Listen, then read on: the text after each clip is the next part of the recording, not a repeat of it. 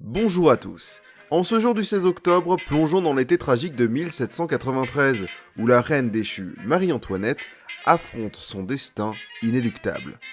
Cette jeune reine, âgée seulement de 38 ans mais paraissant bien plus âgée, attend son procès dans un état de profonde tristesse et de maladie. Un fibrome à l'utérus a affaibli l'armure de sa jeunesse. Alors qu'elle porte toujours le deuil de son mari Louis XVI, décapité en janvier, elle est contrainte de vivre séparée de ses enfants. Elle est confrontée à un simulacre de procès, débutant le 14 octobre, où elle doit répondre à de graves accusations dans une salle remplie d'hommes de loi et de spectateurs hostiles. Marie-Antoinette est accusée de représenter toutes les tares de l'Ancien Régime et d'incarner les responsabilités et les difficultés actuelles de la France. Alors que les Autrichiens menacent d'envahir le pays, ses origines autrichiennes font d'elle un bouc émissaire idéal.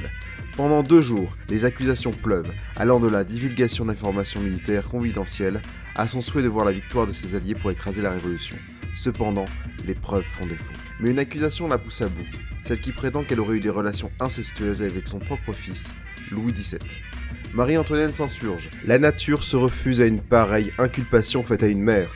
J'en appelle à toutes celles qui peuvent se trouver ici. Un silence s'installe, mais le verdict semble déjà scellé. Le lendemain, le réquisitoire de Fouquier-Tinville est sans appel.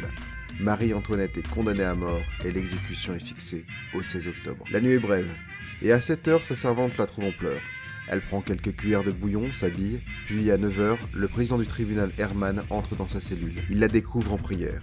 Le bourreau Samson lui attache les mains, non sans résistance, et coupe maladroitement ses cheveux blanchis en quelques mois, pour éviter qu'il ne gêne la lame. Marie-Antoinette est horrifiée de devoir être emmenée à l'échafaud dans une charrette à ordures. Elle devra affronter le regard hostile d'une foule nombreuse. Cependant, au passage du convoi, un silence respectueux prévaut. Les Parisiens semblent reconnaître la douleur qui marque le visage de cette femme meurtrie. Arrivée place de la Révolution, elle monte rapidement les marches qui la conduisent au couperet. Elle marche sur le pied du bourreau et s'en excuse. Ce sont ses derniers mots. Sa tête est tranchée, exposée à la foule, quelques femmes dansent la carmagnole autour de l'estrade. Mais la majorité s'éclipse devant une scène devenue bien trop familière.